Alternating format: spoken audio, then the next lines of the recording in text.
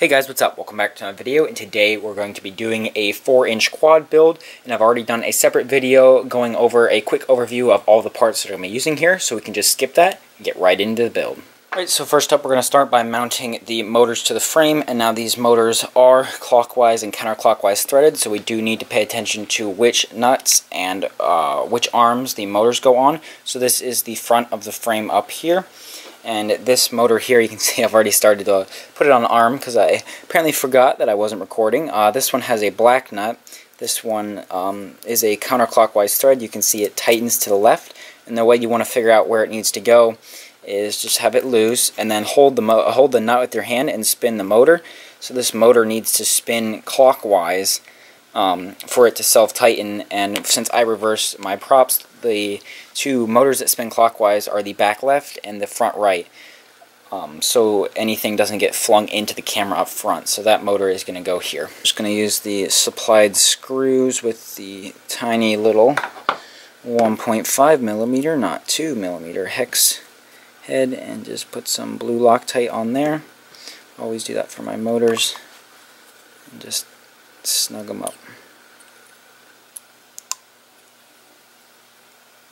So there we go, the motor is installed, and the bearing, the C-clip, just, you can't see it, but it just barely fits within the diameter of the cutout here.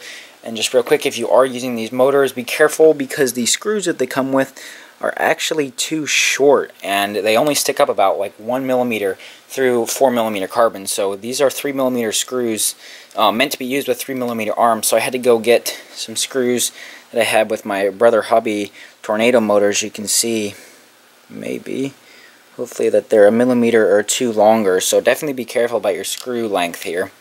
But that should be all good, so that can just go back there for now.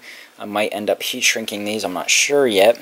Alright, so there we go. All the motors are mounted in the correct orientation, and I have this second bottom or mid plate off because when you put this on, it sandwiches together, and it's going to be really hard to access the screws to go into your flight stack. So I'm actually going to put that onto this plate before I screw that on.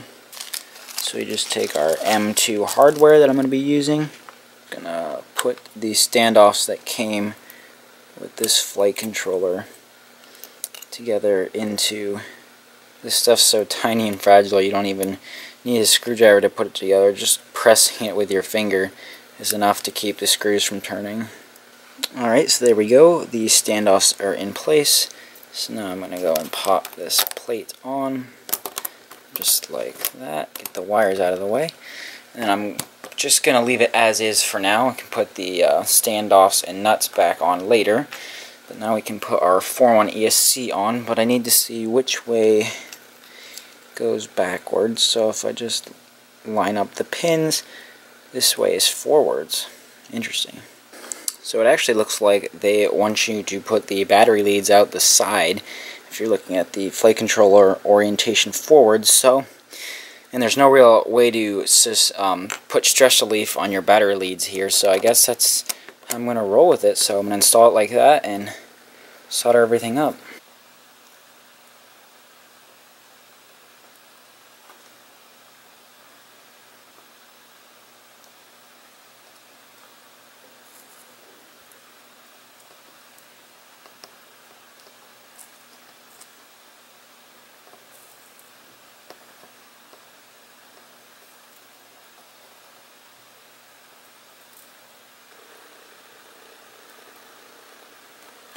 There we go, and I'll get the main battery leads while we're at it here.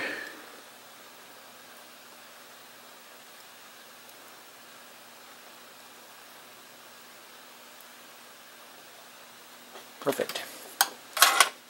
Alright, so let's just start cutting the motor wires to length and just soldering them up. It's just going to be straight onto the board here. Looks like they're just going to need a tiny bit of trimming done, but I'm just going to wire them straight up and change the direction in BL Heli Suite.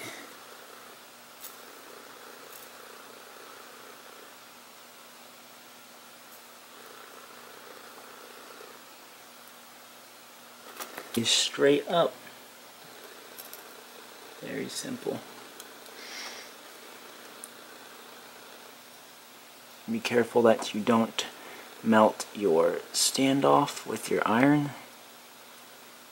They don't give you any spares. So there we go. And we can sort of just tuck these away. I think I made them a little too long.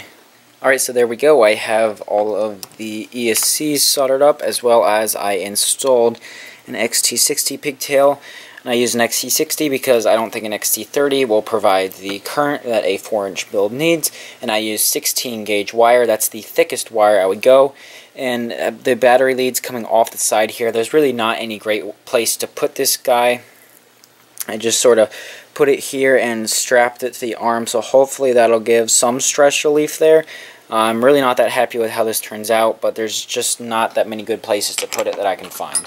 So everything with the flight controller is super simple. It literally just plugs right on with the pins and you're good to go there. But while we are here, it would be a good point to get our camera and video transmitter ready to go. And now this guy can take full battery voltage, takes 5 to 36 volts, and you plug this blue wire into VCC to get your voltage OSD. However, this video transmitter only takes 3.2 to 5.5 volts. So what I'm going to do is actually I'm going to be powering this off the 5 volt on the flight controller, and then I'm going to power the camera from the 5 volt of the video transmitter, and then I'm just going to run this voltage sensing wire down to the main battery leads to get the OSD on there. And I also did kind of forget to put the XM Plus in here. I'm not exactly sure where I'm going to put it. It actually might fit underneath this stack here. You can see it is just a tiny bit too big. Some components on the board. However, with this circular cutout, I might be able to sort of sink it down there so it gets a little bit shorter. So I might have to pull that up back off. Actually, you know what? There's no point in continuing without doing this. I should have just done it earlier, not been lazy, because I don't want to have to glue it to the top of the flight controller and make everything ugly. Let me see if I can stick it under there. Okay, it looks like it actually is going to fit under there, positioned. Hopefully you can see just where this main circle cutout is. It just barely fits underneath there. So I'm going to have to pull it back out, add some wires to it, because the wires from this can just come right up back around on the back, because those will go right here to the pads on the flight controller on the back, so that should be nice and neat. So let me add some short wires to this guy. Alright, so I have the XM Plus installed underneath there. I didn't actually secure it with anything. It really can't move more than a few millimeters each way, and that'll be fine in there. And then we can route these antennas later. We just have the wires coming up from that, which will go right here to our flight controller. Then we can just tuck those in. Just put the camera on here just to mock up. I actually did connect the voltage sensing wire over here to this tiny little positive pad. I'm assuming that's going to be VCC full battery voltage. Either way, it is a positive pad, so it shouldn't matter. That just can go up to the camera there, and then this little OSD cable can be tucked away for now. And now the VTX actually already does have an appropriate pinout for the camera. However, this new type of camera connector on the Swift 2, it won't just be able to plug straight in. So I'm actually going to de-pin this guy and de-pin this connector and just put these straight in, because the VTX sits in the little backpack mount for it right here. This will just sit back here, and the wires for this are actually a really nice length for that, and those can just go through either underneath the ESC if we need to, or hopefully in between the ESC and the flight controller there. But really, overall, this is a very simple technical build, since there's not much to do with the flight controller having pins and all. So I'm gonna try and get as much done as I can right now and start tidying things up. And now we can put the flight controller on.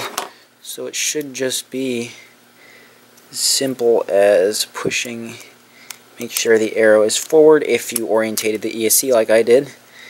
It should just be pushing it down together, make sure no wires are blocking anything. You can see the pins there, and they just seat up, and the standoffs they provide are the perfect height to get the pins fully seated, and that's the ESC connected to the flight controller. It's as simple as it is. That's why pin stuff is really handy these days.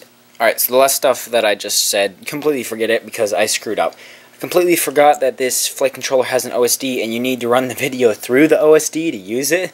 This is actually the first flight controller OSD I've had, so I'm just really not used to building that way. So you need to bring the video wires from the VTX up under here, and instead of going straight to the camera, make sure you connect to the video port right here. I think it's called VTX, yeah, right there, and the ground. And then I moved the positive input over here to 5 volts from the LED rail, because this only takes 5 volts, because it normally outputs VCC, your battery voltage, to the VTX, but that would fry this one.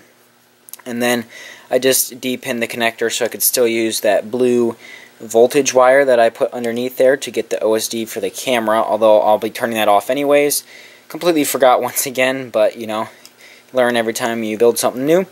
And then I just made a new cable up from the camera, basically just went 5 volt off the board, and then the video and ground. So I'm using a lot of things for 5 volt here, so hopefully I'm not maxing out the regulator, but this should just be able to then, for the camera mount, push right on over the standoffs, similar to that. Very tight fit, and then this will be able to push down more, and then there's still enough room between the connector and the board.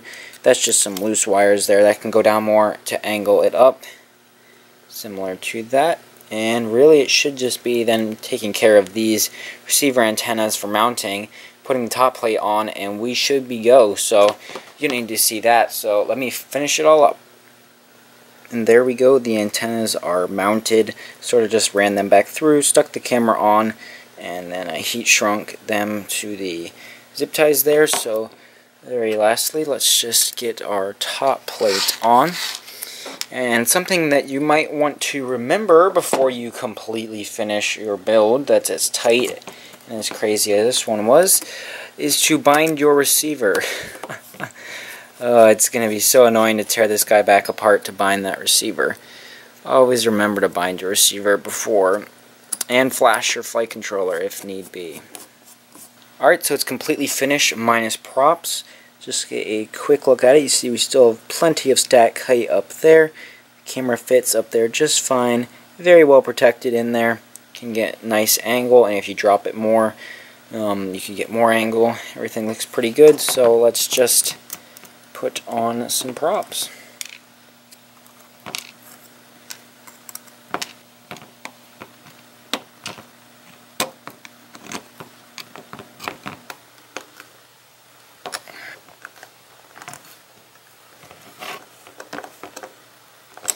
Alright, and there we go. Now the build is officially completely done, props and all, and this thing just looks really nice and lightweight. Just feeling in my hand, this thing is really lightweight, and for 4" it should still have pretty good performance.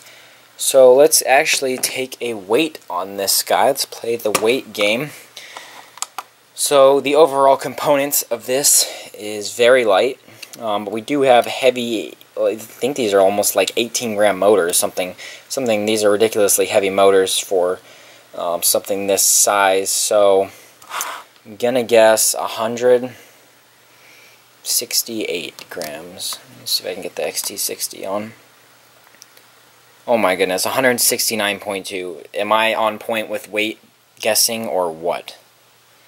So we're at 169 grams dry weight there, so that's definitely very respectable for a 4". I'd say that's probably equivalent to around the 230 to 250 gram mark on 5". So yeah, that's going to bring us to the end of the video here. Once again, there will be links down below to all of the parts used in this video. Hopefully you found it helpful. I know I didn't really show that much beyond the beginning, especially just the wiring on something small just kind of gets really annoying. And it was actually kind of an easy build in terms of where stuff goes. You basically just plug the flight controller onto the ESC, and you just put the video in this side and the video out that side. It's pretty simple to wire up.